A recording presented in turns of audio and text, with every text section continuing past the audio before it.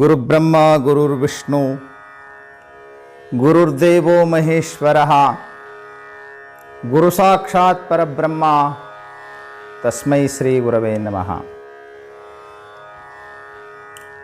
ಶ್ವಾನುಭಾವದ ನೆಲೆಯ ನಾನೇನ ಬಲ್ಲನೈ ನೀನೆ ಒಳಪಕ್ಕು ಏನ ನುಡಿಸಿದೊಡಧನೆ ನಾ ನುಡಿವೆ ಗುರುವೇ ಕೃಪೆಯಾಗು. ಪರಮಪೂಜ್ಯ ಪ್ರಾತಸ್ಮರಣೀಯ ಸದ್ಗುರುದೇವನ ಶ್ರೀಚರಣಗಳಲ್ಲಿ ಭಕ್ತಿಪುರಸ್ಸರ ಪ್ರಣಾಮಗಳನ್ನು ಸಮರ್ಪಿಸಿ, ಮಹಾಮಹಿಮಾ ಪುರುಷ ಮಂತ್ರಪುರುಷ ಸಕಲ ಮತೋದ್ಧಾರಕ ಶಿವಾವತಾರಿ ಸದ್ಗುರು ಸಿದ್ಧಾರೂಢ ಮಹಾಸ್ವಾಮೀಜಿಯವರ ಶ್ರೀಚರಣಗಳಲ್ಲಿ ನಮಸ್ಕರಿಸಿ, ಆರೂಢ ಸತ್ಪರಂಪರೆ ಎಲ್ಲ ಸದ್ಗುರುವರಿಯರ ಶ್ರೀಚರಣಗಳಲ್ಲಿ ಶಿರಭಾಗುತ್ತಾ, ಗ್ರಂಥ ಕರ್ತೃಗಳಾಗಿರ್ತಕ್ಕಂಥ ಶ್ರೀಮನ್ ಜೀವನ ಶಿವಯೋಗಿವರಿಯರ ಶ್ರೀಚರಣಗಳಲ್ಲಿ ಭಕ್ತಿಯಿಂದ ನತನಾಗುತ್ತಾ, ಬಸವಾದಿ ಶಿವಶರಣರ ಸ್ಮರಣೆ ಮಾಡುತ್ತಾ, ಜಗತ್ತಿನ ಎಲ್ಲ ಮಹಾಪುರುಷರ ಅಡಿಧಾವರಗಳಲ್ಲಿ ಅಭಿವಂದಿಸಿ, ಪ್ರತಿನಿತ್ಯ ಸಾಯಂಕಾಲ ಜರುಗ್ತಾ ಇರತಕ್ಕಂಥ ಈ ಶಾಸ್ತ್ರ ಚಿಂತನೆಯಲ್ಲಿ, ಭಗವತ್ ಚಿಂತನೆಯಲ್ಲಿ ಪಾವನ ಸನ್ನಿಧಾನವನ್ನು ಕರುಣಿಸಿದಂಥ ಬಾಗಲಕೋಟೆಯ ಪರಮಪೂಜ್ಯ ಶ್ರೀಗಳ ಶ್ರೀಚರಣಗಳಲ್ಲಿ ನಮಸ್ಕರಿಸಿ, ತಪೋಧನರಾದಂಥ ಪೂಜ್ಯರಾದ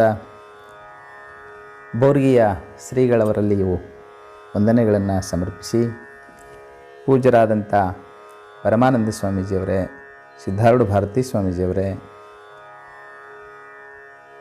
ಈ ಸಚ್ಚಿಂತನೆಯಲ್ಲಿ ಸಮಾವೇಶಗೊಂಡಂಥ ಸಮಸ್ತ ಮುಮುಕ್ಷು ವೃಂದವೇ, ಮಹಾಜನಗಳೇ, ಮಾತೆಯರೇ, ನಿಮ್ಮೆಲ್ಲರಲ್ಲಿಯೂ ನನ್ನ ಶರಣುಗಳನ್ನು ಸಲ್ಲಿಸ್ತಾ, ಬಹಳ ಅಪರೂಪದ ಚಿಂತನೆಯನ್ನು ನಾವಿಂದು ಮಾಡ್ತಾ ಇದ್ದೇವೆ.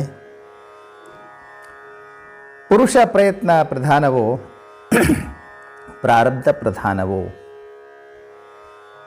ಇದು ಚಿಂತನೆಯ ವಿಷಯ.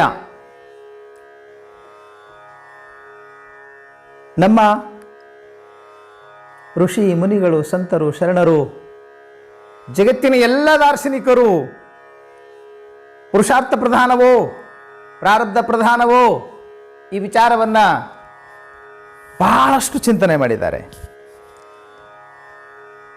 ಏನು ಪುರುಷಾರ್ಥ ಅಂದರೆ ಏನು, ಪ್ರಾರಬ್ಧ ಅಂದರೆ ಏನು, ಅದನ್ನು ನಾವು ಸವಿಸ್ತಾರವಾಗಿ ಚಿಂತನೆ ಮಾಡುವ.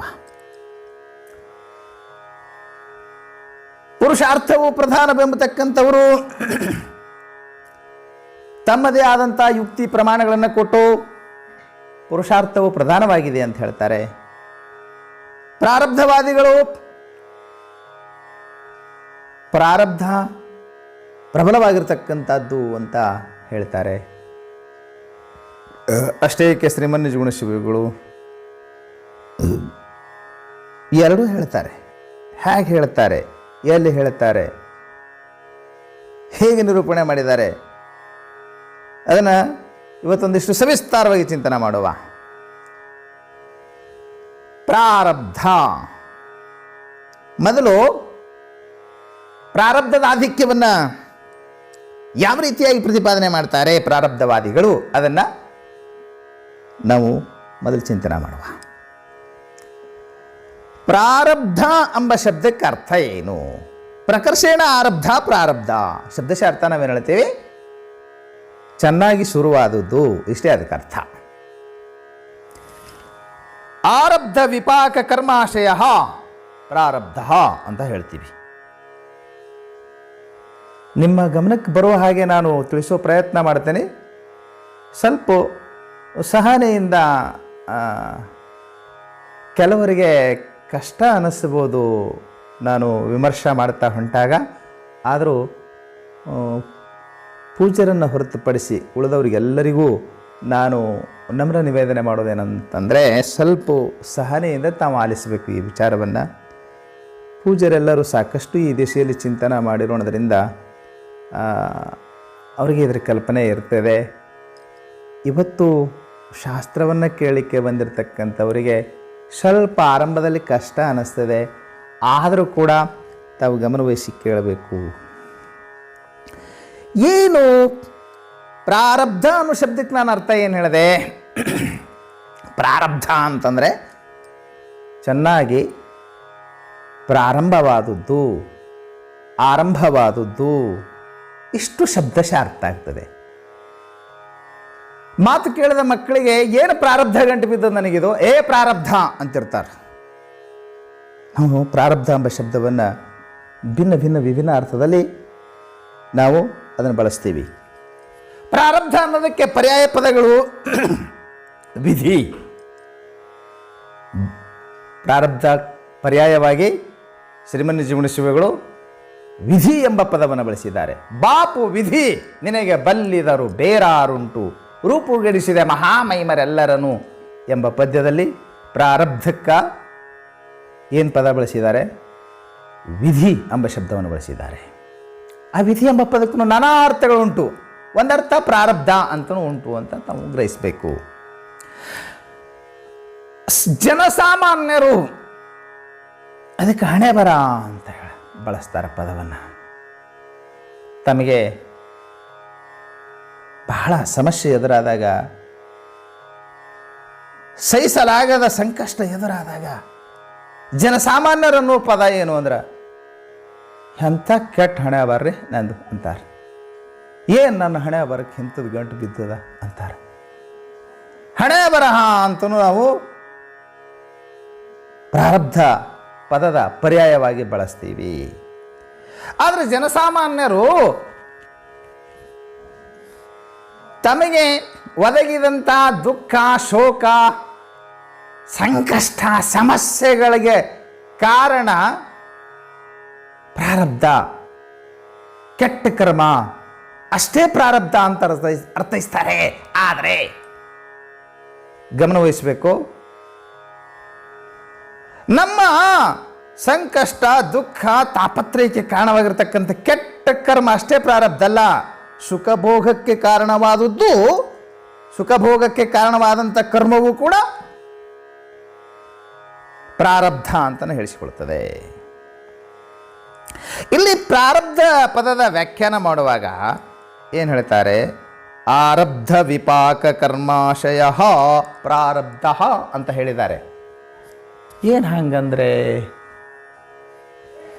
ಅಂದರೆ ಫಲವನ್ನು ಕೊಡಲು ಪರಿಪಕ್ವವಾದಂಥ ಕರ್ಮ ಸಮೂಹ, ಅದಕ್ಕೆ ಪ್ರಾರಬ್ಧ ಅಂತ ಹೇಳ್ತಾರೆ. ಪ್ರಾರಬ್ಧದ ಲಕ್ಷಣ ಹೀಗೆ ಬರೆದಿದ್ದಾರೆ.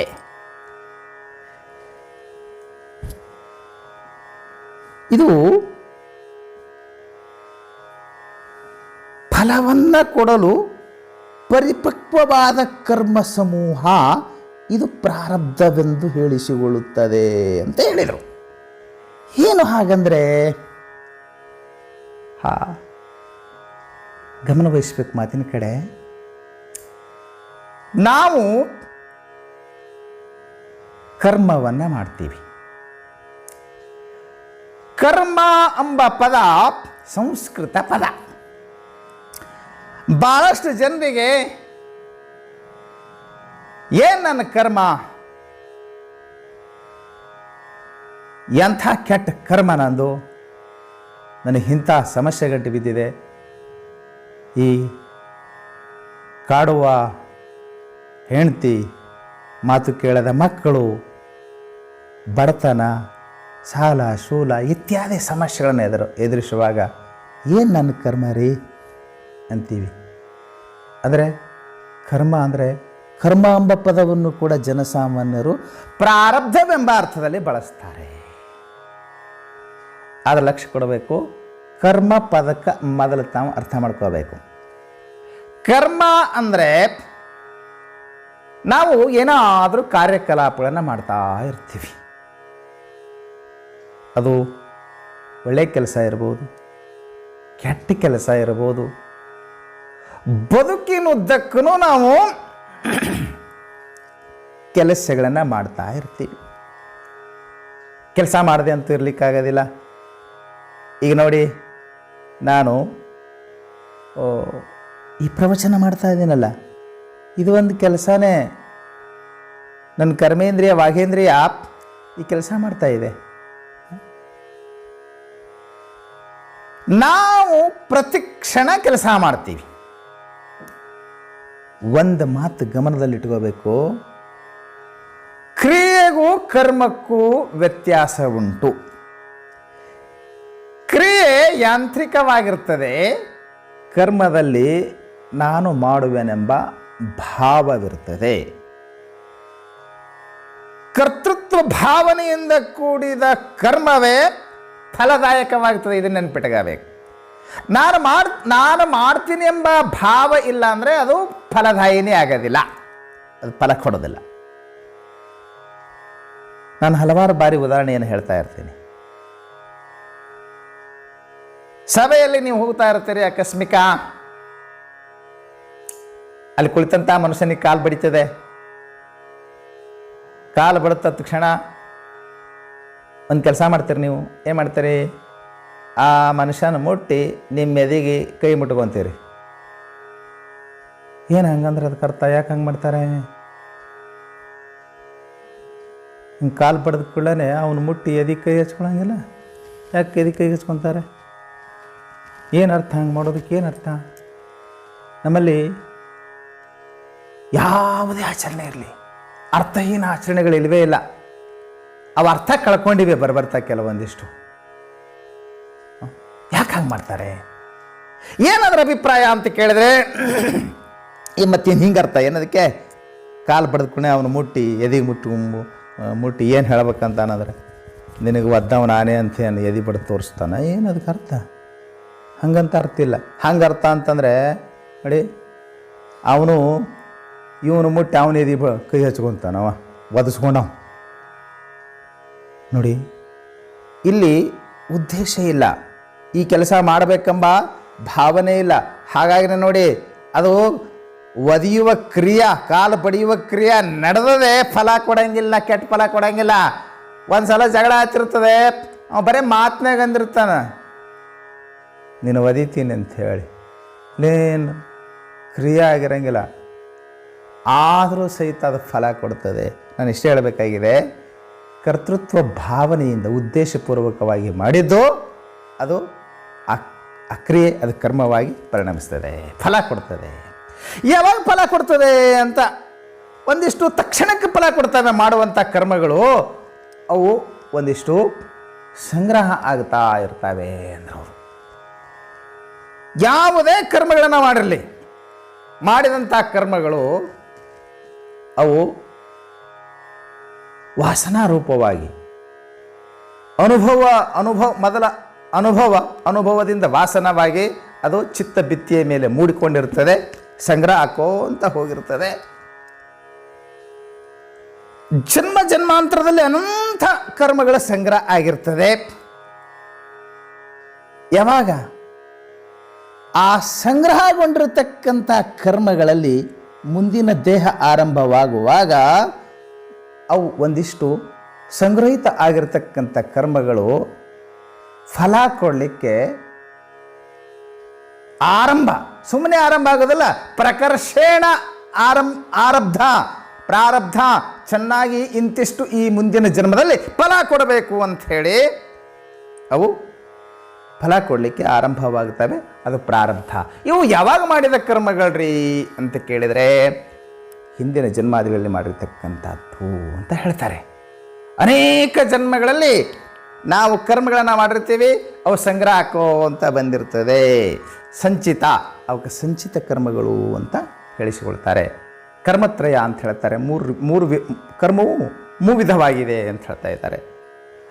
ಹೇಗೆ ಮೂವಿಧ ಅಂತ ಕೇಳಿದ್ರೆ, ಸಂಚಿತ ಕರ್ಮವೆಂತಲೂ, ಕ್ರಿಯಮಾಣ ಕರ್ಮವೆಂತಲೂ, ಪ್ರಾರಬ್ಧ ಕರ್ಮವೆಂತಲೂ.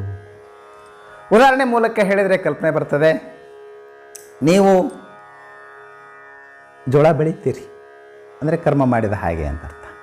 ಜೋಳ ಬೆಳಿತೀರಿ, ಧಾನ್ಯಗಳನ್ನೇನೋ ಬೆಳಿತೀರಿ ಒಂದಿಷ್ಟು. ಆ ಬೆಳೆದಂಥ ಧಾನ್ಯಗಳು ಒಂದಿಷ್ಟು ಸಂಗ್ರಹಿಸಿಡ್ತೀರಿ, ಒಂದಿಷ್ಟು ಊಟ ಮಾಡಲಿಕ್ಕೆ ಅಂತ ಹೇಳಿ ವರ್ಷ ಪರ್ಯಂತರ ಬೇಕಾಗುವ 4-6 ಚೀಲಗಳನ್ನು ಊಟ ಮಾಡಲಿಕ್ಕೆ ಅಂತ ಇಟ್ಕೊತೀರಿ. ಅದರೊಳಗೆ ಒಂದಿಷ್ಟು ಯಾವ ಮುಂದೆ ಬಿತ್ತಲಿಕ್ಕೆ ಅಂತ ಹೇಳಿ ಬೀಜುತ್ತೀನಿ ಅಂತ ರಾಶಿ ಮಾಡುವಾಗನ ಬೀಜುತ್ತೀನಿ ಅಂತ ಬೇರೆ ತೆಗಿತಿರ್ತಾರೆ. ಈಗೆಲ್ಲ ಫಾರ್ಮ್ ಹೌಸ್ನಲ್ಲಿ ಬೇರೆ ಬೇರೆ ರೀತಿಯಾಗಿ ಬೀಜಗಳನ್ನು ತಯಾರು ಮಾಡ್ತಾರೆ.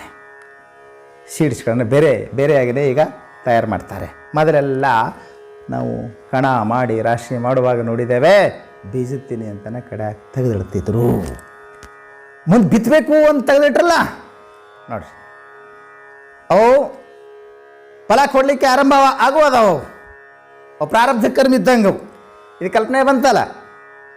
ಇಲ್ಲಿ ಒಂದು ಚಿಂತನೆ ಮಾಡಬೇಕಾಗಿದೆ ಸ್ವಲ್ಪ ವಿಶೇಷವಾಗಿ. ನಾವು ಇಲ್ಲಿ ಆಯ್ಕೆ ಮಾಡಿ ಇವು ಒಂದಿಷ್ಟನ್ನು ಉಣಬೇಕು, ಮುಂದೆ ಅವು ಫಲ ಕೊಡಲಿಕ್ಕೆ ಒಂದಿಷ್ಟು ಇರಲಿ ಅಂತ ನಾವಿಲ್ಲಿ ಆಯ್ಕೆ ಮಾಡ್ತೀವಿ. ನಾವು ಮಾಡಿದಂಥ ಕರ್ಮಗಳ ರಾಶಿಯಲ್ಲಿ ಅದನ್ನು ಈ ಜನ್ಮಕ್ಕೆ ಇಂತಿಷ್ಟು ಕರ್ಮಗಳು ಇವರಿಗೆ ಫಲ ಕೊಡಬೇಕಂಥೇಳಿ ಅದನ್ನು ವ್ಯವಸ್ಥೆ ಮಾಡೋರು ಯಾರು ಅಂತ ಪ್ರಶ್ನೆ ಬಂದಾಗ ಸ್ಪಷ್ಟವಾಗಿ ಶ್ರುತಿ ಹೇಳಿದೆ, ಈಶ್ವರನು ಕರ್ಮಾಧ್ಯಕ್ಷನಾಗಿದ್ದಾನೆ ಅಂತ. ಈಶ್ವರ ಕರ್ಮಾಧ್ಯಕ್ಷ ಅಂತ ಶ್ರುತಿ ಪ್ರತಿಪಾದನೆ ಮಾಡ್ತದೆ. ಅಂದರೆ ಕರ್ಮ ಫಲದಾತ ಈಶ್ವರನಾಗಿದ್ದಾನೆ. ದೇವರು ಈ ಇಂತಿಷ್ಟು ಕರ್ಮಗಳು ಇವನಿಗೆ ಫಲ ಕೊಡಬೇಕು. ಅದರಲ್ಲೂ ಹೇಳ್ತಾರೆ ಇಲ್ಲಿ ಪಕ್ವಗೊಂಡ ಕರ್ಮಗಳು ಅಂದರು. ಏನು ಪಕ್ವಗೊಂಡ ಕರ್ಮಗಳು ಅಂದರೆ ಏನದಕ್ಕೆ ಅರ್ಥ? ಫಲವನ್ನು ಕೊಡಲು ಫಲವನ್ನು ಕೊಡಲಿಕ್ಕೆ ಆರಂಭವಾಗ್ತವೆ. ಈ ಜನ್ಮಕ್ಕೆ ಇಂತಿಷ್ಟು ಕರ್ಮವನ್ನು ಈತ ಅನುಭವಿಸಬೇಕು ಅಂತ ನಿರ್ಣಯ ಆಗ್ತದೆ ಅಂದರು. ಅದು ಹೆಂಗೆ ನಿರ್ಣಯ ಆಗುತ್ತೆ? ಈಶ್ವರ ನಿರ್ಣಯ ಮಾಡ್ತಾನೆ ಅಂತ ಕೆಲವರು ಅಂತಾರೆ. ಮೀಮಾಂಸಕ ಈಶ್ವರನನ್ನು ಒಪ್ಪಲಿಲ್ಲ, ಕರ್ಮ ತಾನೇ ಫಲ ಕೊಡ್ತದೆ ಅಂತ ಹೇಳಿದ. ಅಷ್ಟೆಲ್ಲ ಡಿಟೇಲಾಗಿ ಹೋಗೋದು ಬೇಡ. ಇವಾಗ ನಮ್ಮಲ್ಲೆಲ್ಲ ಸಾಮಾನ್ಯ ಜನರು ಕೂಡ ಇವತ್ತು ಶ್ರವಣಾಪೇಕ್ಷಿಗಳಾಗಿ ಇಲ್ಲಿ ಆಗಮಿಸಿರ್ತಾರೆ. ಈಶ್ವರ ವ್ಯವಸ್ಥೆ ಮಾಡ್ತಾನೆ ಒಂದು. ಮತ್ತು ಯಾವ ತಕ್ಷಣ ಫಲ ಕೊಡುವಂಥವುಗಳಾಗ್ತವೆ ಅಂತ ಕೇಳಿದ್ರೆ, ತೀವ್ರತರವಾಗಿರ್ತಕ್ಕಂಥ ಕರ್ಮಗಳೇನಿರ್ತಾವೋ ಅದು ಪುಣ್ಯವಾಗಿರ್ಬೋದು ಪಾಪವಾಗಿರ್ಬೋದು, ಅತಿಯಾಗಿರುವಂಥವುಗಳು ತಕ್ಷಣಕ್ಕೆ ಫಲ ಕೊಡ್ತವೆ. ಅತಿಯಾಗಿರ್ತಕ್ಕಂಥವುಗಳು ಯಾವುವು ಅಂತ ಕೇಳಿದ್ರೆ ತುಂಬ ಕೆಟ್ಟ ಪಾಪ. ಒಬ್ಬ ಬ್ರಹ್ಮಜ್ಞಾನಿ ಅದಾನ, ಮಹಾತ್ಮ ಅದಾನ, ಆತನಿಂದ ಅನೇಕ ಜನ ಮನಃಶಾಂತಿಯನ್ನು ಪಡೀತಾರೆ, ಆತನಿಂದ ಸನ್ಮಾರ್ಗವನ್ನು ಪಡಿತಿರ್ತಾರೆ. ಅಂಥ ಒಬ್ಬ ಮಹಾಪುರುಷನಿಗೆ ಅವ್ರದ್ದೇನು ಹಿಂದಿನ ಪ್ರಾರಬ್ಧ ಇರ್ತದೆ ಯಾರಿಗೊತ್ತು. ಏನೋ ಒಂದು ಕೆಟ್ಟದ್ದು ಮಾಡ್ದ, ಕೊಲೆನೇ ಮಾಡ್ದ ಅಂತ ತಿಳ್ಕೊಳ್ಳಿ, ಅದು ಅತ್ಯಂತ ಹೀನವಾಗಿರ್ತಕ್ಕಂಥ ಕರ್ಮ ಅಂತ ಕರೆಸಿಕೊಡ್ತದೆ. ಆ ಕರ್ಮ ತಕ್ಷಣಕ್ಕೆ ಫಲ ಕೊಡ್ತದೆ ಅಂತಾರೋ. ಅದನ್ನು ಅನುಭವಿಸ್ಲೇಬೇಕು. ಅಷ್ಟೇ ಇದೇ ಜನ್ಮದಲ್ಲೇ ಅನುಭವಿಸಬೇಕು. ಅದು ಅಷ್ಟು ತೀವ್ರವಾಗಿತ್ತು ಅಂತಂದರೆ ಅಂಥ ಪ್ರಸಂಗವನ್ನು ನಾವು ಕಾಣ್ತೀವಿ. ಅದು ಹಿಂದೆ ಏನು ನಿರ್ಣಯವಾಗಿರ್ತದಲ್ಲ, ಬೇರೆ ಬೇರೆ ಇವನಿಗೆ ಫಲ ಕೊಡಬೇಕಂಥೇಳಿ ಅದನ್ನು ಹತ್ತಿಕ್ಕಿ ತೀವ್ರತರವಾಗಿರ್ತಕ್ಕಂಥ ಕರ್ಮವು ತಕ್ಷಣಕ್ಕೆ ಫಲ ಕೊಡಲಿಕ್ಕೆ ಆರಂಭ ಮಾಡ್ತದೆ ಅಂತಾರೋ. ಅದು ಶಾಸ್ತ್ರ ಪ್ರಮಾಣವನ್ನು ನಾವು ಕಾಣ್ತೀವಿ. ಆ ವಿಷಯದಲ್ಲಿಯೂ ಕೂಡ ಅದಕ್ಕೆ ನಿಗದಿತ ಸಮಯವನ್ನು ಕೂಡ ಹೇಳಿದ್ದಾರೆ. ತೀವ್ರವಾಗಿರ್ತಕ್ಕಂಥ ಕರ್ಮ, ಪುಣ್ಯ ಇರ್ಬೋದು ಪಾಪ ಇರ್ಬೋದು, ಇದೇ ಜನ್ಮದಲ್ಲೇ ಕೊಡ್ತದೆ ಫಲ ಅಂತ ಹೇಳಿದ್ದಾರೆ. ಹೇಗೆ ಅಂದರೆ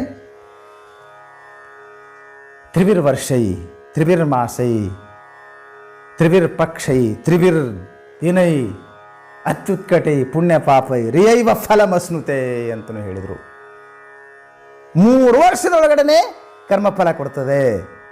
ಅದು ಅತಿಯಾಗಿರಬೇಕು. ಪುಣ್ಯ, ಅತಿಯಾದ ಪುಣ್ಯ. ಕೆಲವ್ರದ್ದು ನೋಡ್ರಿ, ಒಳ್ಳೆ ಪುಣ್ಯದ ಕೆಲಸ ಮಾಡ್ದ ಅಂತ ತಿಳ್ಕೊಳ್ಳಿ, ಸಾವಿರಾರು ಜನರಿಗೆಲ್ಲ ಲಕ್ಷ ಜನರಿಗೆ ಅನುಕೂಲ ಆಗುವಂಥ ಒಂದು ಡ್ಯಾಮ್ ಕಟ್ಟದ, ನೀರಿನ ವ್ಯವಸ್ಥೆ ಮಾಡಿದ, ಅವನಿಂದಾಗಿ ಇಡೀ ಒಂದು ಪ್ರದೇಶವೇ ಸೌಖ್ಯದ ಬದುಕನ್ನು ಬದುಕುವಂಥದ್ದಾಗಿದೆ. ಇಂಥ ಮಹತ್ ಪುಣ್ಯದ ಕೆಲಸ ಮಾಡ್ದ ಅಂತ ತಿಳ್ಕೊಳ್ಳಿ, ಅವರೆಲ್ಲರೂ ಭಾವ ತುಂಬಿ ಮನಸ್ಸಿನಿಂದ ಹೃದಯಪೂರ್ವಕ ಹರಿಸ್ತಾರೆ. ಎಂಥ ಒಳ್ಳೆಯ ಕೆಲಸ ಮಾಡ್ದ, ಪುಣ್ಯಾತ್ಮನಿಗೆ ಒಳ್ಳೆಯದಾಗಲಪ್ಪ ಅಂತ ಬಯಸಿದರು ಅಂತಂದರೆ ಅದು ತೀವ್ರ ಅಂತ ಹೇಳಿಸಿಕೊಳ್ತದೆ. ತೀವ್ರವಾಗಿರ್ತಕ್ಕಂಥ ಕರ್ಮ ಇದೇ ಜನ್ಮದಲ್ಲೇ ಫಲ ಕೊಡ್ತದೆ. ಮುಂದಕ್ಕೆ ಹೋಗುವಂಥ ಅವಶ್ಯಕತೆ ಇಲ್ಲ, ತಕ್ಷಣಕ್ಕೆ ಕೊಡ್ತದೆ ಅಂತ ಶಾಸ್ತ್ರ ಹೇಳ್ತದೆ. ಮತ್ತು ಮಹಾತ್ಮರಿಗೆ ಪೀಡೆಯನ್ನು ಉಂಟು ಮಾಡುವಂಥದ್ದು ಸ್ತ್ರೀ ಹತ್ಯೆ, ಶಿಶು ಹತ್ಯೆ, ಅಥವಾ ಸಾಮೂಹಿಕವಾಗಿ ಕೊಲೆ ಮಾಡತಕ್ಕಂಥ ಇತ್ಯಾದಿ ತೀವ್ರತರವಾಗಿರ್ತಕ್ಕಂಥ ಪಾಪ ಏನಿರ್ತದಲ್ಲ ಅದನ್ನು ಕೂಡ ತಕ್ಷಣಕ್ಕೆ ಫಲ ಕೊಡ್ತದೆ ಎಂಬತಕ್ಕಂಥದ್ದು ಕರ್ಮ ಸಿದ್ಧಾಂತ. ಅದನ್ನು ನಾವು ಹಲವಾರು ಮಹಾತ್ಮರ ಜೀವನದಲ್ಲಿ ನೋಡ್ತೀವಿ. ಸಿದ್ದಾಳಪ್ಪನವ್ರನ್ನ ಕರ್ಕೊಂಬಂದಿರ್ತಾನೆ ಮಾರುತಪ್ಪ. ಸ್ವಲ್ಪ ಒಂದು ಉದಾಹರಣೆ ಹೇಳ್ಕೊಂಡು ಮುಂದಕ್ಕೆ ಬರ್ತೀನಿ. ಸ್ವಲ್ಪ ಸಮಯ ಹಿಡಿದ್ರೆ ಮತ್ತೆ ನಾಳೆ ಮುಂದುವರಿಸೋಣ ಇದೇ ವಿಚಾರವನ್ನು.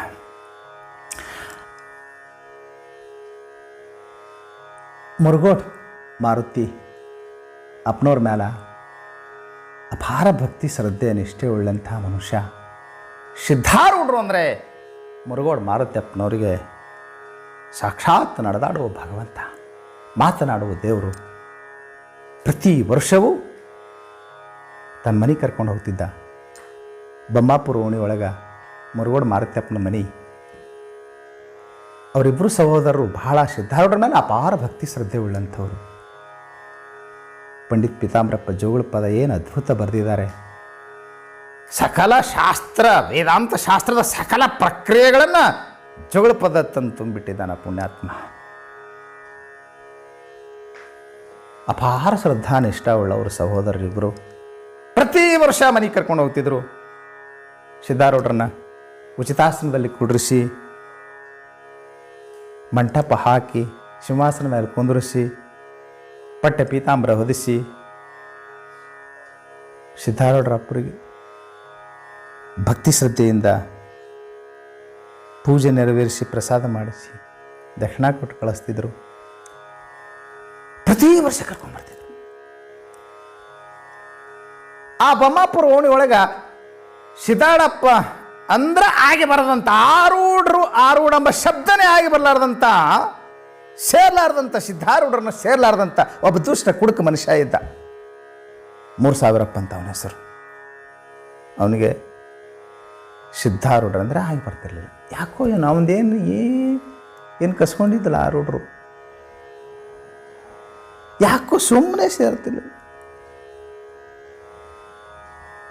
ಒಂದೇ ಸಿಟ್ಟು ಅವನಿಗೆ, ಕುಲ ಹನ್ನೊಂದೆಲ್ಲ ಬಂದ್ ಮಾಡ್ತಾನ ಅನ್ನೋ ಸಿಟ್ಟು ಅವನಿಗೆ. 3000 ಬಾಯಿಗೆ ಬಂದಂಗೆ ಬೈತಿದ್ದ. ಒಂದು ವರ್ಷ ಆರೂಢರು ಮುರುಗೋಡ್ ಮಾರುತಪ್ಪನ ಮನೆಗೆ ಬಂದಿದ್ದಾರೆ.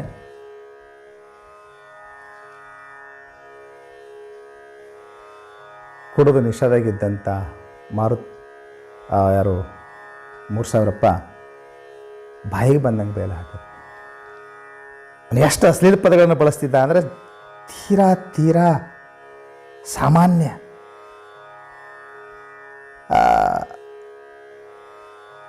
ಲೌಕಿಕರಿಗೂ ಬಳಸಲಾರದಂಥ ಪದಗಳನ್ನು ಸಿದ್ಧಾರೂಢಪ್ಪನಂಥ ಮಹಾಪುರುಷರಿಗೆ ಆತ ಅಶ್ಲೀಲ ಪದಗಳನ್ನು ಬಳಸಿ ಬೈತಾ ಇದ್ದ. ಸಿದ್ಧಾರೂಢಪ್ಪನವರು ತಮ್ಮ ಕೈ ಸನ್ನೆಯಲ್ಲಿ ಸಮಾಧಾನ ಅಂತ ಎಲ್ಲರನ್ನ ಕುಂದಿರಿಸಿದ್ರು. ಆದರೂ ಮಾರುತಪ್ಪನವರಿಗೆ ಅವ್ರು ತಳ್ಕೊಳ್ಳಿಕ್ಕಾಗಲಿಲ್ಲ. ಸಾತ್ವಿಕ ಕೋಪ ಕುದೀತಾ ಇತ್ತು. ಆದರೂ ಸಿದ್ಧಾರೂಢಪ್ಪನವರ ಶಾಂತತೆ ಅದನ್ನು ಸ್ವಲ್ಪ ಶಾಂತ ಮಾಡ್ತಾಯಿತ್ತು. ಆದರೂ ತಳ್ಕೊಳ್ಳಿಕ್ಕಾಗಲಿಲ್ಲ ಮಾರುತಪ್ಪನವರಿಗೆ. ಯಾವಾಗ ಅಂದರೆ ಅವನು ಕಾಲೆತ್ತಿ ತೋರ್ಸ್ಲಕ್ಕೆ ಹತ್ತದ, ಚಪ್ಪಲಿ ಹಿಡಿದು ಬಡಿತೀನಿ ಅಂಥೇಳಿ ಚಪ್ಪಲಿ ಕೈಯಾಗಿ ಹಿಡಿದು ತೋರ್ಸ್ಲಕ್ಕೆ ಹತ್ತದ. ಅವಾಗ ತಳ್ಕೊಳ್ಳಿಕ್ಕಾಗಲಿಲ್ಲ ಮಾರುತಪ್ಪನವ್ರಿಗೆ. ಪೈಲ್ವಾನ್ ಇದ್ದಂಗಿದ್ರು ಅವರು. ಸೀದಾ ಹೋದವ್ರೆ ಎತ್ತಿ ಕೆಳಗೆ ಹಾಕಿದ್ರು, 4 ಒದ್ದರು. ದೊಡ್ಡದೊಂದು ಕಲ್ಲು ತಗೊಂಡು ಎತ್ತಿ ಒಗಿಬೇಕಂತಿದ್ರು. ಮಾರುತಿ ಕೆಳಗಿಳಿಸಿ ಕಲ್ಲ, ಗುರುವಿನ ಆಜ್ಞೆ ಇದು ಅಂತ ಕುಂತಲ್ಲೇ ಅಂದರು. ಗುರುಗಳ ಮಾತಿಗೆ ಗೌರವ ಕೊಡ್ಬೇಕಂತ ಕಲ್ಲು ಕೆಳಗಿಳಿಸಿದ. ಆದರೂ ಅವನು ಬೇಯ್ತಾನೆ ಇದ್ದ. ಅವಾಗ ಸ್ವಲ್ಪ ಮನಸ್ಸಿಗೆ ನೋವು ಅನಿಸಿರ್ಬೇಕೇನೋ ಸಿದ್ಧಾರೂಢರಿಗೆ. ಅವ್ರಿಗೆ ಮನಸ್ಸೇ ಇಲ್ಲ ಬಿಡಿ, ಯಾಕಿಂತವ್ರು ನುಡಿಸಿರ್ಬೇಕಪ್ಪ. ಅವ್ರ ಶಾಸ್ತ್ರ ಹೇಳಕತ್ತಾರ. ಅವ್ರ ಶಾಸ್ತ್ರ ಅವನ ಬೇಗಡೆ 2 ಸೂರೆ ಕೂಡೇ ಶುರುವಾಗಿದ್ದು. ಸ್ವಲ್ಪ ಮನಸ್ಸು ನೊಂದ್ಕೊಂಡ್ರೆ ಯಾರಿಗೊತ್ತು. ನೋಡ್ರಿ, ಮಹಾತ್ಮರು ಮುದಗೊಂಡ್ರೆ ಅದೇ ಕೃಪಾ ಕರುಣೆ. ಮಹಾತ್ಮರ ಆಶೀರ್ವಾದ ಆಗೋದಂದ್ರೆ ಇನ್ನೇನಲ್ಲ. ಈ ಜೀವಿ ಉದ್ಧಾರ ಆಗಲಿ ಅಂತ ಹೃದಯ ತುಂಬಿ ಸಂಕಲ್ಪ ಮಾಡಿದರೆ ಸಾಕು, ಅದೇ ಆಶೀರ್ವಾದ ಆಗ್ತದೆ. ಏನಪ್ಪ ಎಂಥ ಪಾಪಿ ಮನುಷ್ಯ, ಇವನಿಗೆ ಶಿಕ್ಷೆ ಆಗಬಾರ್ದೆ ಅಂತವ್ರು ಮನಸ್ಸಿನಾಗ ಸುಮ್ಮನೆ ಸಂಕಲ್ಪ ಮಾಡಿದರೆ ಸಾಕು, ಅದು ಶಾಪಾಗಿ ಪರಿಣಾಮಿಸ. ಶಾಪ ವರ ಅಂದ್ರೆ ಇನ್ನೇನು ಭಾಳ ವ್ಯತ್ಯಾಸ ಇರಂಗಿಲ್ಲ ಅಂದರೆ ಆ ಮನಸ್ಸಿಗೆ ನೋವಾಯ್ತೇನೋ.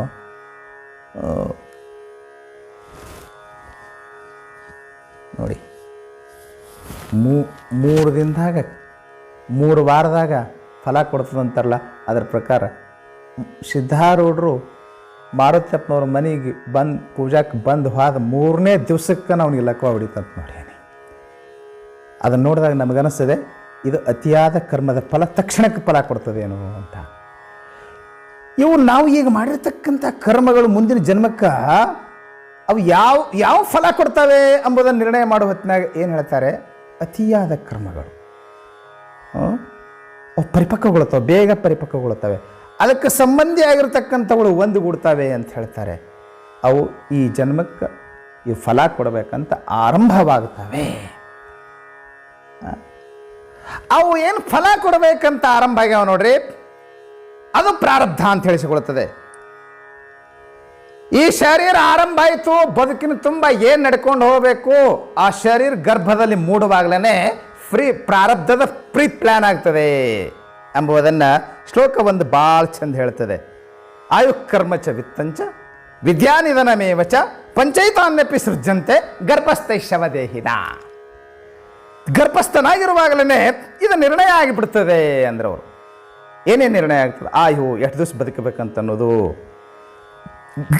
ಕರ್ಮ ಯಾವ ಕೆಲಸ ಮಾಡ್ಬೇಕಂತನ್ನುವಂಥದ್ದು, ಆಯು ವಿತ್ತ ಎಷ್ಟು ದುಡ್ಡು ಗಳಿಸ್ಬೇಕಂತನ್ನುವಂಥದ್ದು, ವಿದ್ಯಾ ಅವನು ಎಷ್ಟು ವಿದ್ಯಾ ಕಲಿಬೇಕು, ಏನು ಓದಬೇಕು, ಡಾಕ್ಟರ್ ಆಗಬೇಕು, ಇಂಜಿನಿಯರ್ ಆಗಬೇಕು, ಎಷ್ಟು ವಿದ್ಯಾ ಅವನು ಸಂಪಾದನೆ ಮಾಡಬೇಕು, ಏನು ವಿದ್ಯಾ ಸಂಪಾದನೆ ಮಾಡಬೇಕು ನಿರ್ಣಯ ಆಗ್ತದೆ. ಆಯು ಕರ್ಮಚ ವಿತ್ತಂಚ ವಿದ್ಯಾ ನಿಧಾನ, ಯಾವಾಗ ಸಾಯಬೇಕು, ಎಷ್ಟು ವರ್ಷ ಬದುಕಿ ಸಾಯಬೇಕು. ಈಗ ನೋಡ್ರಿ, ಹೇಗೆ ಮನೆ ಕಟ್ಟುವ ಹೊತ್ತಿನಾಗ ಮೊದಲು ಪಿಲ್ಲರ್ ಹಾಕ್ತಾರಲ್ಲ, ಪಿಲ್ಲರ್ದ ಮ್ಯಾಗೇ ಇಡೀ ಭವನ ಎಲ್ಲ ನಿಂದಿರ್ತದಲ್ಲ, ಹಾಗೆ ಬದುಕಿನ ಭವನ ನಿರ್ಮಾಣವಾಗುವಲ್ಲಿ ಇವು 5 ಪಿಲ್ಲರ್ಸ್ ಇದ್ದಂಗೆ ಇವು 5 ನೋಡಿ. ನೀವು ಮನೆಯನ್ನು ಆಮೇಲೆ ಮಾಡಿಫೈ ಮಾಡ್ಕೋಬೋದು, ಬೇರೆ ಬೇರೆ ಮಾಡಿಫೈ ಮಾಡ್ಕೋಬೋದು, ಆದರೆ ಫಿಲ್ಲರ್ ತೆಗಿಲಿಕ್ಕೆ ಹೋದರೆ ಮನೆಯೇ ಬಿದ್ದುಬಿಡ್ತದೆ. ಫಿಲ್ಲರ್ ತೆಗಿಲಿಕ್ಕೆ ಬರೋಂಗಿಲ್ಲ. ಇವು ಫಿಲ್ಲರ್ ಇದ್ದಂಗೆ ಇವು 5 ಬದುಕಿನ ಭವನಕ್ಕೆ. ಇದರ ಆಧಾರದ ಮೇಲೇ ಪೈಲೆ ರಚ ಪ್ರಾರಬ್ಧ, ಮೊದಲು ಪ್ರಾರಬ್ಧ ರಚನೆ ಆಗ್ತದೆ, ಪ್ರಾರಬ್ಧ ನಿರ್ಣಯ ಆಗ್ತದೆ. ಹ್ಯಾಂಗೆ ಮೊದಲು ಪ್ಲ್ಯಾನ್ ಮಾಡಿ ಆಮೇಲೆ ಮನೆ ಕಟ್ಲಿಕ್ಕೆ ಶುರು ಮಾಡ್ತಾರಲ್ಲ, ಹಾಗೆ ನಮ್ಮ ಬದುಕಿನ ಭವನಕ್ಕೆ ಮೊದಲು ಪ್ರಾರಬ್ಧ ಅಂತಕ್ಕಂಥ ಪ್ರೀ ಪ್ಲ್ಯಾನ್ ರೆಡಿ ಆಗ್ತದೆ. ಆ ಪ್ಲ್ಯಾನ್ ಪ್ರಕಾರ ಮುಂದೆ ಬದುಕ ನಡ್ಕೊಂಡು ಹೋಗ್ತಾ ಇರ್ತದೆ. ಇವಾಗ ಶುರುವಾಯ್ತು ನೋಡ್ರಿ. ಅಂತೂ ಪ್ರೀ ಪ್ಲ್ಯಾನ್ ಆಗಿ ನಮ್ಮ ಬದುಕು ಆರಂಭ ಆಗಿದೆ. ಪ್ರಾರಬ್ಧ ನಮ್ಮ ಹಣೆ ಬರ ನಿರ್ಣಯಿಸಲಾಗಿದೆ, ಹೀಗೆ ನಡ್ಕೊಂಡು ಹೋಗ್ಬೇಕಂತೇಳಿ ಅದರ ಪ್ರಕಾರನೇ ನಡ್ಕೊಂಡು ಹೋಗ್ತದೆ ಬದುಕು ಅಂತ ಈಗ ನಾವು ನಿರ್ಣಯ ಮಾಡಿದೆವು. ಪ್ರಾರಬ್ಧ ಇದ್ದಂತನೇ ಬದುಕು ನಡ್ಕೊಂಡು ಹೋಗ್ತದೆ ಅಂದರೆ ಭಾಳ ಸಮಸ್ಯೆ. ಇಲ್ಲ, ನಾನು ನನ್ನ ಪುರುಷ ಪ್ರಯತ್ನದಿಂದ ನನಗೆ ಹೆಂಗೆ ಅನುಕೂಲ ಆಗ್ತದೆ ಹಂಗೆ ನಾನು ಬದುಕು ರಚನೆ ಮಾಡ್ತೀನಿ ಅಂದ್ರೂ ಸಮಸ್ಯೆ. ಯಾಕೆ ಹಾಗಾಗೋದಿಲ್ಲ. ನಾವು ಎಷ್ಟೇ ಪ್ರಯತ್ನ ಮಾಡಿದ್ರು ನಾವು ಮಾಡ್ಬೇಕಂದಂಗೆ ನಮ್ಮ ಬದುಕು ರಚನೆ ಆಗೋದೇ ಇಲ್ಲ. ನಾವೇನೋ ಮಾಡ್ಬೇಕಂತೀವಿ, ಅದೇನೋ ಆಗ್ತದೆ. ಪ್ರಾರಬ್ಧ ವಿಚಿತ್ರವಾಗಿ ಆಟವಾಡ್ತದೆ ಬದುಕಿನಲ್ಲಿ. ಎಷ್ಟು ಮಜಾ ಮಾಡಿರ್ತದೆ ಪ್ರಾರಬ್ಧ ಎಂಬುದನ್ನು ಸಂಸ್ಕೃತ ಕವಿಗಳು ಬಹಳ ಚಂದ ಶ್ಲೋಕಗಳನ್ನು ಹೇಳಿದ್ದಾರೆ. ಸುಂದರ ತದ್ವನಿತಾ ಕುರೂಪ, ಯಾ ಸುಂದರಿ ಸಾ ಪತಿರೂಪಹೀನ, ಯತ್ರೋಭಯಂ ತತ್ರ ದರಿದ್ರತಾಚ, ವಿಧೇರ್ ವಿಚಿತ್ರಾಣಿ ವಿಚೇಷ್ಟಿತಾನಿ. ಏನು ಹಂಗಂದ್ರೆ ನೋಡಿ, ಆ ಶ್ಲೋಕ ಭಾಳ ಮಜಾ ಐತಿ. ಸುಂದರ ತದ್ವನಿತಾ ಕುರೂಪ, ಅವ ಚಂದ ಇರ್ತಾನ, ಚಂದಿಗೇಡಿ ಹೆಣ್ತಿಗಂಡು ಬಿಡ್ತಿರ್ತಾಳೆ. ಆಕೆ ಚಂದ ಇರ್ತಾಳ, ಇವ ಚಂದಿಗೇಡಿ ಇರ್ತಾನೆ. ಇಬ್ಬರು ಚಂದ ಇರ್ತಾರೆ, ಮಕ್ಕಳು ಸುಮಾರು ಹುಟ್ಟಿರ್ತಾರೆ, ಬುದ್ಧಿಗೇಡಿ ಮಕ್ಕಳು ಹುಟ್ಟಿರ್ತಾರೆ. ಒಂದು ವ್ಯವಸ್ಥಿತ ರೂಪದಲ್ಲೇ ಇರೋದೇ ಇಲ್ಲ. ನಾವು ಮಾಡ್ಬೇಕಂದಂಗೆ ಆಗೋದೇ ಇಲ್ಲ. ಎಲ್ಲಿ ನಾವು ಮಾಡ್ಬೇಕಂದಂಗೆ ಆಗ್ತದೆ? ನಾವೊಂದು ಮಾಡ್ಬೇಕಂತೀವಿ, ತಾವೊಂದು ಆಗ್ತಿರ್ತದೆ. ಅಂದರೆ ಬದುಕು ರಚನೆ ಮಾಡ್ಕೊಳ್ಳೋದು ನಮ್ಮ ಕೈಯೊಳಗೆ ಇಲ್ಲ ಅಂತ ನಿರ್ಣಯ ಆದಂಗೆ ಆಯಿತು. ಯಾಕೆ ನಮ್ಮ ಕೈಯೊಳಗೆ ಆದ ಅಂತಂದರೆ ಈ ಕಾಡು ಹೆಂಡ್ತಿನ ಮದುವೆ ಆಗಬಾರ್ದಾಗಿತ್ತು. ಇವನ ಕೈಯಾಗೆ ಇದ್ರೆ ಇಂಥ ಮಕ್ಕಳನ್ನ ಹಡಿಬಾರ್ದಾಗಿತ್ತು. ಒಳ್ಳೆ ಶ್ರವಣಕುಮಾರನಂತ, ಶ್ರೀರಾಮನಂತ ಅಂಥ ಮಕ್ಕಳನ್ನ ಪಡಿಬೇಕಾಗಿತ್ತು. ಇವನ ಕೈ ಹೇಗಿದ್ರೆ ಇವನ ಕೈಯಾಗಿ ಇಲ್ಲವೇ ಇಲ್ಲ. ಕರ್ಮ ಏನೈತಿ ಅದರ ಪ್ರಕಾರ ನಡೀತದ. ಮತ್ತೊಂದು ಇಲ್ಲಿ ಕರ್ಮ ಸಿದ್ಧಾಂತವನ್ನು ಮೊದಲು ಅದನ್ನು ಸಿದ್ಧ ಮಾಡಬೇಕಾಗಿದೆ. ನಾವು ಪ್ರಾರಬ್ಧವನ್ನು ನಿರ್ಣಯಿಸುವ ಹೊತ್ನಾಗ ನೋಡಿ, ಪೇರೆಂಟ್ಸ್ ಅವರೇ ಇರ್ತಾರೆ, 5 ಜನ ಮಕ್ಕಳು ಇರ್ತಾರೆ. ಆ ತಂದೆ ತಾಯಿಗಳು 5 ಮಕ್ಕಳನ್ನ ಒಂದೇ ರೀತಿ ಬೆಳೆಸ್ಬೇಕಂತಾರೆ. 5 ಮಕ್ಕಳ ಮ್ಯಾಗ ಪ್ರೀತಿನೇ ಇರ್ತಾರ. ಯಾಕೆ? ಅವ್ರು ಪಡೆದಂಥ ಮಕ್ಕಳು ಇರ್ತವೆ, ಅವರಲ್ಲಿ ತಾರತಮ್ಯ ಇರೋದಿಲ್ಲ. ಎಲ್ಲ ಮಕ್ಕಳನ್ನ ಸಮನಾಗಿನೇ ಕಾಣಬೇಕಂತಾರೆ, ಎಲ್ಲರನ್ನ ಒಳ್ಳೆ ರೀತಿಯಿಂದ ಬೆಳೆಸ್ಬೇಕಂತಾರೆ. ಆದರೆ ಒಬ್ಬ ಡಾಕ್ಟರ್ ಆಗ್ತಾನೆ, ಒಬ್ಬ ಇಂಜಿನಿಯರ್ ಆಗ್ತಾನೆ, ಒಬ್ಬವ ಗಳೆ ಹೊಡಿ ಮನುಷ್ಯ ಆಗ್ತಾನೆ, ರೈತ ಆಗ್ತಾನೆ. ಒಂದು ಕೆಟ್ಟ ದಡ್ಡ ಆಗ್ತದೆ, ಒಂದು ಭಾಳ ಶಾಣೆ ಆಗ್ತದೆ, ಒಂದು ಭಾಳ ಚಂದ ಹುಟ್ಟಿರ್ತದೆ. ಸ್ವಲ್ಪ ಹೊಸ ಮಂದಿ ಒಂದೇ ಬ್ಲಡ್ ಹಚ್ಕೊಂಡು ಹುಟ್ಟಿದ್ದಾರೆ. ಯಾಕೆ? ಹಂಗ್ಯಾಕೆ? ಒಬ್ಬ ಸರ್ವಾಂಗ ಸುಂದರ ಅದಾನ, ಒಬ್ಬ ಕುರುಪ್ ಅದಾನ, ಒಬ್ಬ ನೋಡಿದ್ರೆ ಎಂಥ ಬುದ್ಧಿವಂತ ಆಗ್ಯಾನ, ಒಬ್ಬ ಹಡಿದಡ್ಡಾಗ್ಯಾನ. ಏನದಕ್ಕೆ ಕಾರಣ ಏನು? ತಾಯಿ ತಂದೆಗಳು ಅವರೇ ಅದಾರ. ಒಬ್ಬ ಕುಂಟಾಗಿ ಹುಟ್ಟಿದ್ದಾನೆ, ಒಬ್ಬ ಸರ್ವಾಂಗ ಸುಂದರ ಅದಾನ.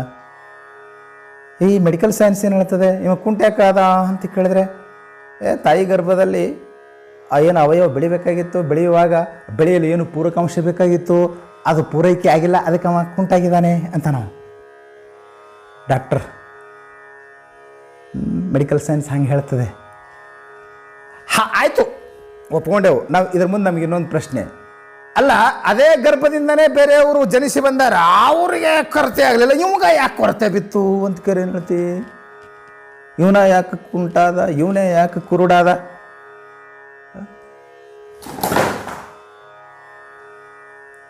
ಅಂದರೆ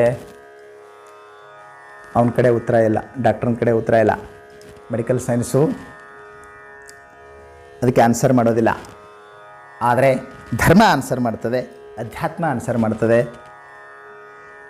ಯಾಕೆ ಇವನಿಗೆ ಕೊರತೆ ಆಯಿತು ಅಂತ ಕೇಳಿದ್ರೆ ಧರ್ಮ ಹೇಳ್ತದೆ, ಅಧ್ಯಾತ್ಮ ಹೇಳ್ತದೆ.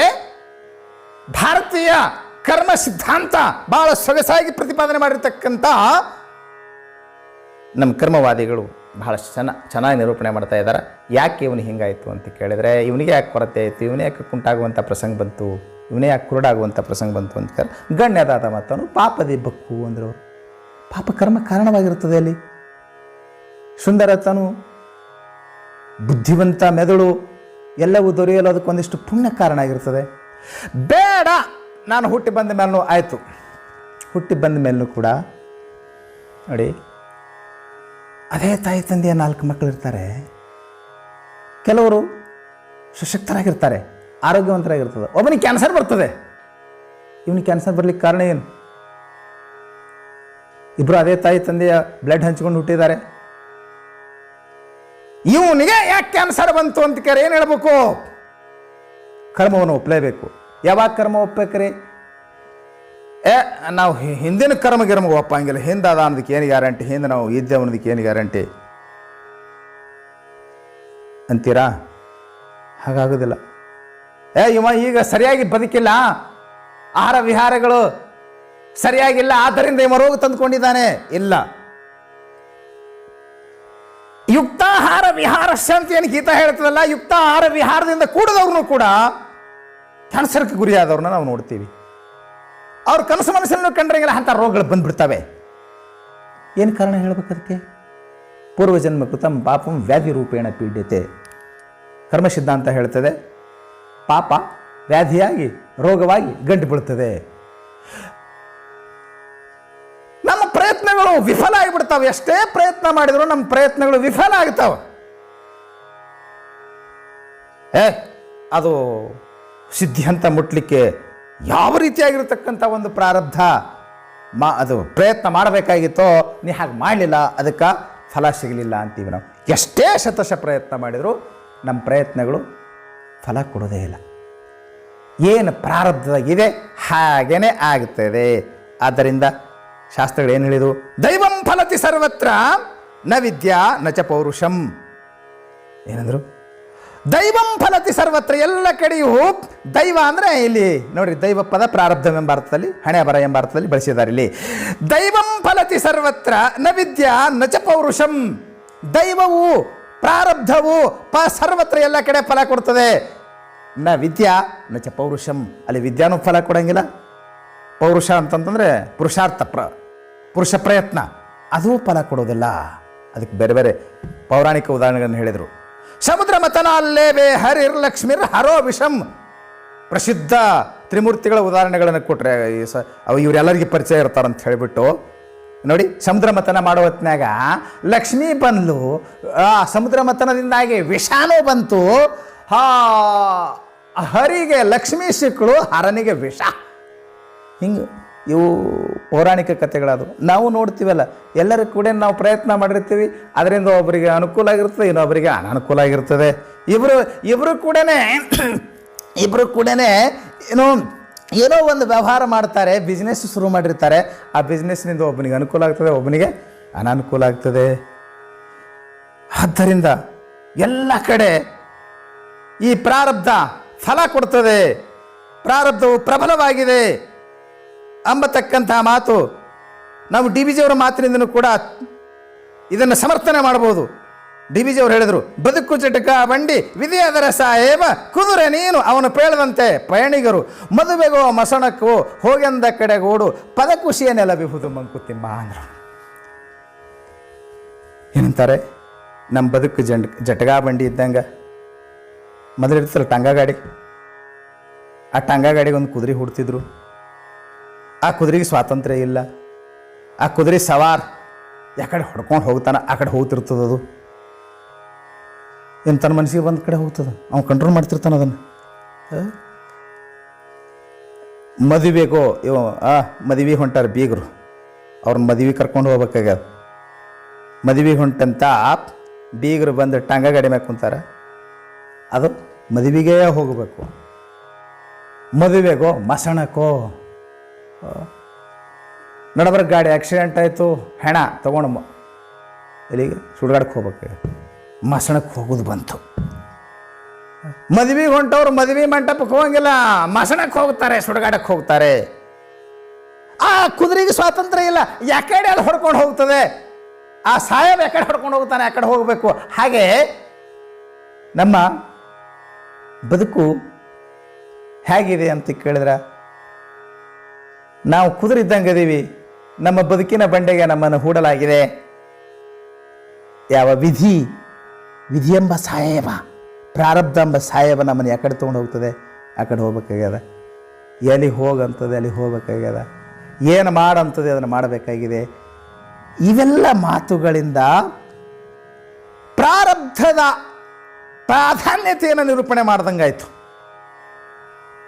ವಚನಗಳು ಕೂಡ ಸಾಕಷ್ಟು ನಮಗೆ ಈ ದಿಶೆಯಲ್ಲಿ ಪ್ರಮಾಣಭೂತವಾಗಿ ಕಂಡು ಬರ್ತಾವೆ. ನಮಗೆ ಪಂಡಿತನಾಗಲಿ ಮೂರ್ಖನಾಗಲಿ ಸಂಚಿತ ಕರ್ಮ ಉಂಡಲ್ಲದೆ ಮಾಡದು, ಪ್ರಾರಬ್ಧ ಕರ್ಮ ಭೋಗಿಸಿದಲ್ಲದೆ ಹೋಗದೆಂದು ಶ್ರುತಿ ಸಾರುತ್ತೈದಾವೆ ನೋಡ. ಇವೆಲ್ಲ ವಚನಗಳು ಕೂಡ ಏನು, ಪ್ರಾರಬ್ಧವನ್ನು ನೀಗಲಿಕ್ಕಾಗದಲ್ಲಪ್ಪ. ಭಾಪು ವಿಧಿಯ ನಿನಗೆ ಬಲ್ಲಿದರು ಬೇರಾರುಂಟು, ರೂಪುಗೆಡಿಸಿದೆ ಮಹಾಮೈಮರೆಲ್ಲರನು. ಎಂಥವ್ರಿಗೂ ಈ ಪ್ರಾರಬ್ಧವನ್ನು ನೀಗಲಿಕ್ಕೆ ಆಗಲಿಲ್ಲ. ಏನು ಪ್ರಯತ್ನ ಮಾಡಿದ್ರು ಕೆಲಸ ಆಗಲಿಲ್ಲ.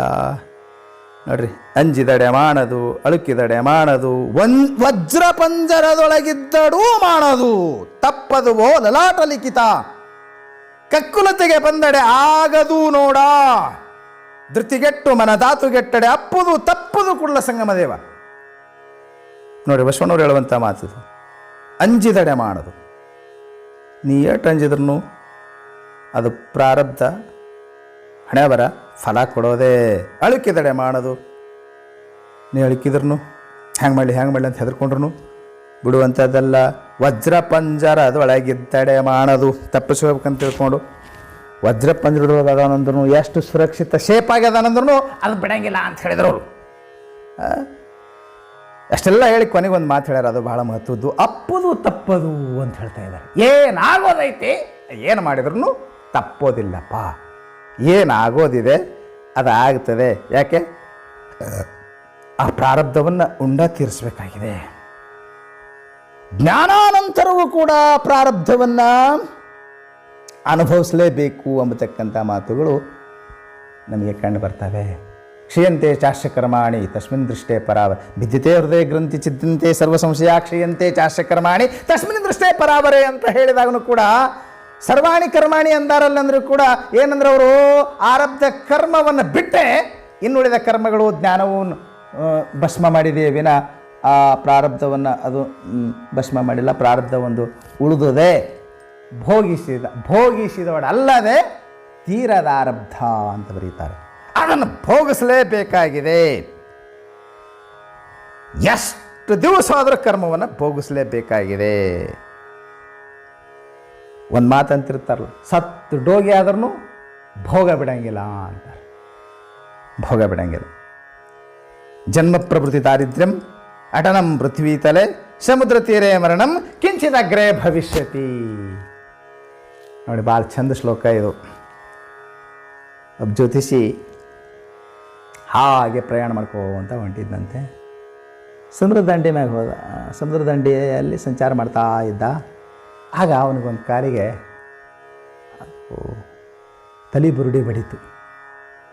ಏನಿದು ಅಂತ ಕೈಯಾಗ ಹಿಡಿದು ನೋಡ್ದ. ಭಾಳ ಶಾಣೆ ಇದ್ದ ಮನುಷ್ಯ. ಹಣೆ ಬರಹವನ್ನು ಓದ್ತಕ್ಕಂಥ ಸಾಮರ್ಥ್ಯ ಇತ್ತು. ಇವೆಲ್ಲ ಕಲ್ಲಿನ ಮೇಲೆ ಬರೆದಿರ್ತಾರಲ್ಲ, ಎಂಥದ್ದು ಶಿಲಾಲೇಖ, ನಮ್ಗೆ ಗೊತ್ತಾಗಿಲ್ಲ. ಹಳೆಗಡೆ ಎಲ್ಲ ಓದೋದು, ಕೆಲವರಿಗೆ ಓದಲಿಕ್ಕೆ ಬರ್ತಿರ್ತದೆ. ಹಾಗೆ ನಮ್ಮಲ್ಲಿ ಅಪಾರವಾದಂಥ ವಿದ್ಯೆ ಇದೆ. ಜ್ಯೋತಿಷ್ಯ ಇತ್ಯಾದಿಗಳಲ್ಲಿ ಒಳ್ಳೊಳ್ಳೆ ಏನ್ರಿ ವಿದ್ಯಾ ಸಾಮರ್ಥ್ಯ ಇದೆ. ಆದರೆ ನಮ್ಮವ್ರು ಸ್ವಲ್ಪ ಈಗ ಅದನ್ನು ತಿರಸ್ಕಾರ ಮಾಡ್ತಾ ಇದ್ದಾರೆ ಅಷ್ಟೇ. ನೋಡಿ, ಅವನಿಗೆ ಹಣೆ ಬರ ಓದುವಂಥ ಸಾಮರ್ಥ್ಯ ಇತ್ತಂತ ಅದ್ರ ಮ್ಯಾಗ ಬರೆದಿದ್ರಂತ.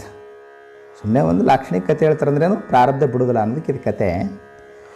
ಅವ್ರ ಹಣೆ ಬರೆದ ಬರೆದಿದ್ರಂತ. ಏನು ಬರೆದಿದ್ದಿತ್ತಪ್ಪ? ಜನ್ಮ ಪ್ರಭೃತಿ ದಾರಿದ್ರ್ಯಂ, ಅಂದರೆ ಜೀವನ ತುಂಬೆಲ್ಲ ಬಡವನಾಗಿ ಬದುಕ್ತಾನೆ. ಅಟನಂ ಪೃಥ್ವಿ ತಲೆ, ಭೂಮಿ ತುಂಬ ಇವ ತಿರುಗಾಡ್ತಾನೆ.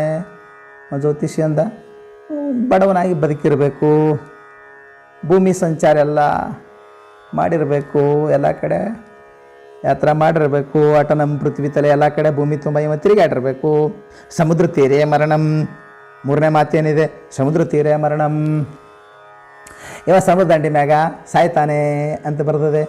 ಮತ್ತು ಸಮುದ್ರ ದಂಡಿ ಮೇಲೇ ಇದು ಕೋಪಡಿ ಬಿದ್ದದಂತಂದ ಮೇಲೆ ಈ ಬುರುಡೆ ಇವು ಸಮುದ್ರದಾಗನ ಸಮುದ್ರದ ತೆರೆಯಲ್ಲಿ ಸಿಕ್ಕನೆ ಸತ್ತಿರಬೇಕು. ಕಿಂಚಿದಗ್ರೇ ಭವಿಷ್ಯತಿ, ಇನ್ನು ಮುಂದೆ ಒಂದಿಷ್ಟು ಆಗೋದೈತಿ ಅಂತ ಬರ್ದೈತಂತ. ಗಾಬರಿ ಅದ ಜ್ಯೋತಿಷಿ. ಇನ್ನು ಮುಂದೇನಾಗೋದೈತಪ್ಪ, ಇನ್ನೇನಾಗೋದೈತಿ? ಸತ್ತು ಡೋಗಿ ಆಗ್ಯದ, ಇನ್ನೇನು ಭೋಗ ಅಂತ ನೋಡೇ ಬಿಡಬೇಕು ಅಂತ ತೊಗೊಂಡು ಹೋದಂತ. ಎದುರಿಗೆ ಅವನ ಆತ್ಮೀಯ ಶಿಷ್ಯ ಹೊಂಟಿದ್ದ. ಬಸಪ್ಪ, ಚಲೋ ಆಯ್ತು ನೋಡೋ ಭೇಟಿ ಅದೇ. ನಾ ಒಂದು 15-20 ದಿವಸ ಪ್ರವಾಸಕ್ಕೆ ಹೊಂಟೀನಿಪ್ಪ. ಇದನ್ನು ಹೋಗಿ ಇದು ತೊಗೊಂಡೋಗು, ಯಾರಿಗೆ ತೋರಿಸ್ಬೇಡ, ಮುಚ್ಚಿಡು. 15 ದಿವಸ ಇದನ್ನು ಸೇಫಾಗಿಡು, ರಕ್ಷಣಾ ಮಾಡು. ಒಂದು 15 ದಿವಸ ಆದಮೇಲೆ ಬರ್ತೀನಿ. ಕಿಂಚಿದಗ್ರೇ ಭವಿಷ್ಯತಿ ಅಂತಿದೆ. ನೋಡಮ್ ಏನಾಗ್ತದೆ, ಏನಾಗೋದೈತಿ ಇದ್ರ ಹಣೆ ಬರೆದಾಗ. ನಾ ಯಾತ್ರಕ್ಕೆ ಹೊಂಟೀನಿ, ನಿನ್ನ ಮನೆಯಾಗ ಓದಿಟ್ಕೊಳ್ಳ. ಆಗಲ್ರಿಪ್ಪ, ಇದನ್ನಿಟ್ಕೊಳ್ಳೋದು ಏನು ದೊಡ್ಡ ಮಾತು ಅಂತ ಅವ ತನ್ನ ದೋತ್ರದ ಅರಿವ್ಯಾಗ ಮುಚ್ಕೊಂಡು ತೊಗೊಂಡು ಬಂದ. ಆ ಟ್ರಂಕಿನಾಗ ಹಿಂಗೆ ಮುಚ್ಚಿ ಇಡ್ತಿದ್ದ. ಹೆಂಡ್ತಿ ಕೇಳಿಲ್ಲ ನೋಡ್ರಿ, ಏನು ರೀ ಅದು ನನಗೆ ತೋರಿಸ್ಲಾರ್ದೆ ಮುಚ್ಚಿಡೋದು, ಹೆಂಡ್ತಿ ತೋರಿಸ್ಲಾರ್ದೆ ಯಾವುದು ಮುಚ್ಚಿಡ್ಲಿಕ್ಕೆ ಆಗಲ್ಲಲ್ಲ, ಏನು ರೀ ಅದು ಒಂದು ಅದೇನು ನೀನು ನೋಡುವಂಥದ್ದು ಅಲ್ಲ ಹೇಳೋ ಅಂತ ಕೀಲಿ ಹಾಕದ. ನೀ ನೋಡುವಂಥದ್ದು ಅಲ್ಲ, ನೀ ನೋಡೋದಲ್ಲ ಅಂದ್ರೆ ನೋಡ್ಲಾರ್ದೆ ಬಿಡಂಗಿಲ್ಲ. ಯಾಕೆ ನೋಡಬಾರ್ದು ಅಂತ ಹೇಳಿದ್ದನ್ನು ನೋಡೋದು ಮನುಷ್ಯನ ಸ್ವಭಾವ ಐತಿ, ಮಾಡಬಾರ್ದು ಅಂದದ್ದು ಮಾಡೋದು ಮನುಷ್ಯನ ಸ್ವಭಾವ ಐತಿ.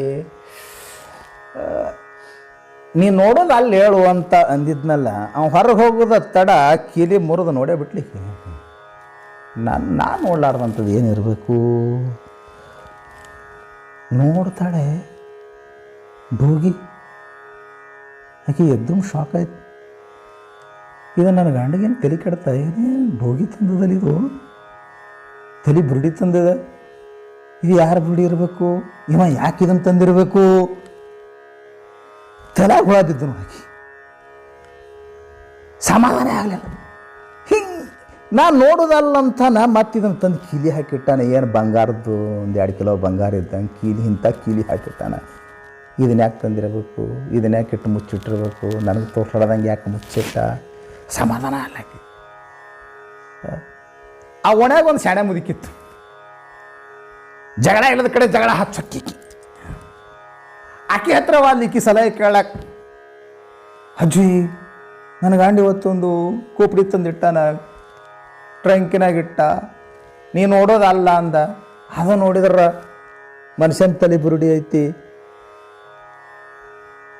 ಇದು ಯಾಕೆ ತಂದಿರಬೇಕು, ಇದನ್ನ ಯಾಕೆ ಇವ ನನಗೆ ತೋರ್ಸ್ಲಾರ್ದೆ ಇಟ್ಟಿರಬೇಕು ಅಂತ ಕೇಳಿದಾಗ ಆಕೆ ಯಾರು ಏನು ಕೇಳಿದ್ರು ನನಗೆ ಗೊತ್ತಿಲ್ಲ ಅನ್ನೋಕ್ಕೆಲ್ಲ.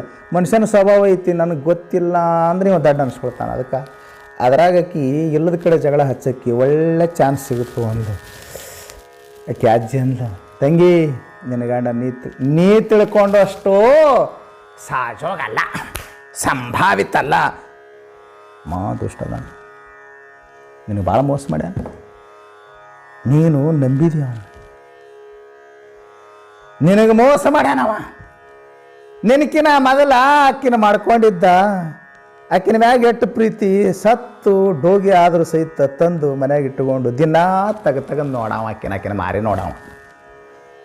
ನಿನ್ನ ಸೌಂತಿ ಆಕಿ ಅಂತ ಹೇಳಿದಂತ ಮುದುಕಿ, ಸೌಂತಿ ಅಂದ್ರೆ ಭಾಳ ಸಿಟ್ಟು ನೋಡ್ರಿ. ಹೆಣ್ಮಕ್ಳಿಗೆ ಸೌಂತಿ ಅಂದ್ರೆ ಹಾಗೆ ಬರಂಗಿಲ್ಲ. ಇಂಥ ಸಿಟ್ಟು ಬಂತು, ಎಟ್ಟರ ಪ್ರೀತಿ ಆಕಿನ ಮ್ಯಾಲ, ಸತ್ತು ಡೋಗಿ ಆದ್ರೂ ಆಕಿನ ಮಾರಿ ನೋಡ್ಬೇಕಂತ. ಮಾರಿ ನೋಡುವಂತೀನಿ ಅಂದ್ರೆ ಹೆಂಗೆ ನೋಡ್ತೀನಿ, ಮಾರಿ ನೋಡ್ತೀನಿ ಅಂದಕ್ಕಿನೇ ಮನೆಗೆ ಬಂದಕ್ಕಿನೇ ಒಳ್ಳಾಗ ಹಾಕಿ ಹಾರಿ ತೊಗೊಂಡು ಸಣ್ಣಗೆ ಕುಟ್ಟಿ ಪುಡಿ ಮಾಡಿ ಇಟ್ಲು ನೋಡ. ಪುಡಿ ಮಾಡಿ ಮಾರಿಗೆ ಸೆರಗೆ ಹಾಕ್ಕೊಂಡು ಬಿದ್ಲು. ಬಂತಿದ್ದು ಊಟಕ್ಕೆ ಬಂತು. ಜರ ಊಟಕ್ಕೆ ಕೊಡ್ತೀಯನ ಅಂತ ಬಂತು. ಜರ ಊಟಕ್ಕೆ ಕೊಡ್ತೀಯನ ಅಂದ್ರೆ ಕೊಡ್ತಾಳೆ ಆಕಿನೇ, ತೊಗೊಳ್ರಿ ಅನ್ಲು. ಯಾವಾಗ ಕೊಡೋಕೆ ಆಕಿ ಎಷ್ಟು ಮಜಾ ಇರ್ತದೆ ನೋಡಿ ಮಾತು. ಹಿಂಗೆ ಹಾಕಿದು ಒಮ್ಮಿದೊಮ್ಮಲಿಗೆ ಹಿಂಗೆ ಯಾಕಾಗಲಿ ಹೇಳ್ತಿ ಅಂತ ಚಿಂತೆ ಆಯ್ತು ಪಾಪ ಅದಕ್ಕೆ. ಇದು ಏನು ಕೊಟ್ಟ, ಇದು ತಲೆ ಬುರುಡಿ ನಮ್ಮ ಮನೆಗೆ ಬರೋದೇ ತಡ, ನಮ್ಮ ಮನೆಯೊಳಗೆ ಜಗಳ, ಶಾಂತಿ, ಕಿರಿಕಿರಿ, ಕುರುಕ್ಷೇತ್ರ ಶುರುವಾಯಿತು.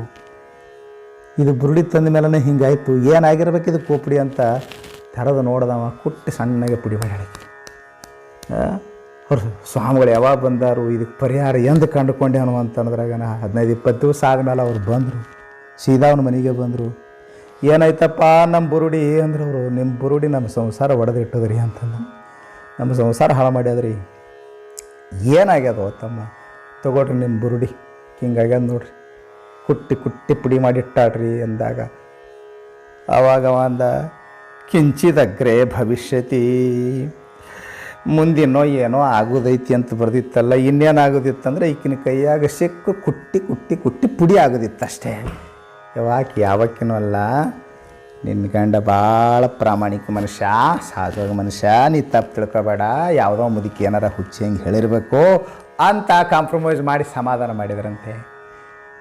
ಇವೆಲ್ಲ ಮಾತುಗಳಿಂದ ಪ್ರಾರಬ್ಧವು ಬಲಿಷ್ಠವಾದದ್ದು, ಪ್ರಾರಬ್ಧ ಭೋಗವನ್ನು ಯಾರಿಂದಲೂ ನೀಗಲಿಕ್ಕೆ ಆಗೋದಿಲ್ಲ ಇತ್ಯಾದಿ ಮಾತುಗಳು ಕಂಡು ಬರ್ತವೆ. ಈಗ ಹಾಗಾದರೆ ಪುರುಷ ಪ್ರಯತ್ನಕ್ಕೆ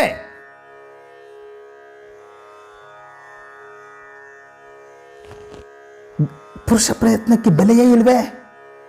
ಹಾಗಾದರೆ ಹಿಂದೆ ಏನು ಪ್ಲ್ಯಾನ್ ಆಗಿದೆ ಅದರ ಪ್ರಕಾರನೇ ಬದುಕು ನಡ್ಕೊಂಡು ಹೋಗ್ತದೆ ಅಂತಂದರೆ ನಾವು ಮಾಡೋ ಪ್ರಯತ್ನ ಎಲ್ಲ ವ್ಯರ್ಥ ಆಗ್ತದೆ. ಪುರುಷ ಪ್ರಯತ್ನಕ್ಕೆ ಅರ್ಥವೇ ಇರೋದಿಲ್ಲ. ಇವ ಒಂದು ಏನಾರ ಕೆಟ್ಟದ್ದು ಮಾಡ್ತಾನೆ, ನಾನು ಹಣೆ ಬರ್ದಾಗಿತ್ತು ನಾ ಮಾಡಿದೆ ಅಂತ ಕುಂದಿರ್ತಾನೆ. ಎಲ್ಲಕ್ಕೂ ಪ್ರಾರಬ್ಧದ ಮೇಲೆ ಹಾಕ್ಕೊಂತ ಹೋಗ್ತಾನೆ.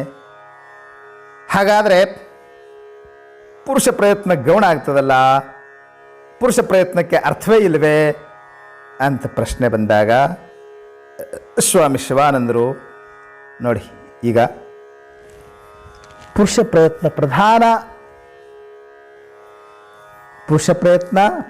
ಪ್ರಯತ್ನದಿಂದ ತನ್ನ ಬದುಕನ್ನು ತಿದ್ಕೋಬಹುದು. ಹಾಗೆ ಹೇಳ್ತಕ್ಕಂಥ ಮಾತುಗಳನ್ನು ಕೂಡ ನಾವು ಹಲವಾರು,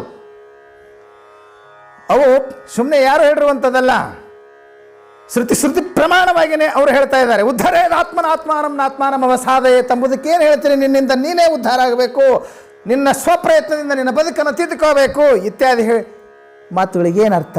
ಅದಕ್ಕೆ ಸ್ವಾಮಿ ಶಿವಾನಂದರು ಭಾಳ ಚಂದ ಹೇಳ್ತಾ ಇದ್ದಾರೆ, prarabdha can be overcome by the grace of the Lord. ಭಗವತ್ ಕೃಪೆಯಿಂದ ಪ್ರಾರಬ್ಧವನ್ನು ನೀಗಿ ನೀನು ಸಾಧನೆ ಮಾಡಬಹುದು ಎಂಬ ಮಾತನ್ನು ಸ್ವಾಮಿ ಶಿವಾನಂದರು ಬಹಳ ಸೊಗಸಾಗಿ ನಿರೂಪಣೆ ಮಾಡ್ತಾ ಇದ್ದಾರೆ. ಹಾಗಾದರೆ ನಾವಿವತ್ತು ಪ್ರಾರಬ್ಧದ ಪ್ರಾಬಲ್ಯವನ್ನು ಪ್ರತಿಪಾದನೆ ಮಾಡಿದೆವು. ನಾನೀಗ ಪ್ರಯತ್ನದ ಪ್ರಾಧಾನ್ಯವನ್ನು ಹೇಳ್ತಕ್ಕಂಥ ಯುಕ್ತಿ ಪ್ರಮಾಣ ಸಾಕಷ್ಟು ದೊರೀತವೆ. ಅದನ್ನು ನಾವು ಇಷ್ಟೇ ಸಮರ್ಥನೀಯವಾಗಿ ನಿರೂಪಣೆ ಮಾಡ್ತಾ ಕೊನೆಗೆ ಈ ಜಗಳ ಬಗೆಹರಿಸಬೇಕಾಗಿದೆ. ಅದು ಪ್ರಧಾನವೋ ಇದು ಪ್ರಧಾನವೋ?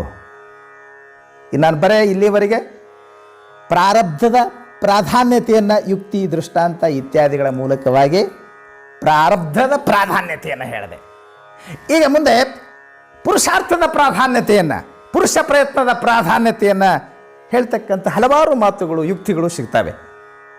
ಅದನ್ನು ಕೂಡ ವಿಶೇಷವಾಗಿ ಪ್ರತಿಪಾದನೆ ಮಾಡಿ ನಾಳೆಗೆ ಇವುಗಳ ನಿರ್ಣಯವನ್ನು ತೆಗೆದುಕೊಳ್ಳೋಣ ಅಂತ ಹೇಳ್ತಾ, ಸಮಯ ವಿಶೇಷವಾದ್ದರಿಂದ ಇವತ್ತಿನ ಮಾತಿಗೆ ವಿರಾಮ ಹೇಳ್ತಾ ಇದ್ದಾನೆ. ಹರ ಓಂ ತತ್ಸತ್.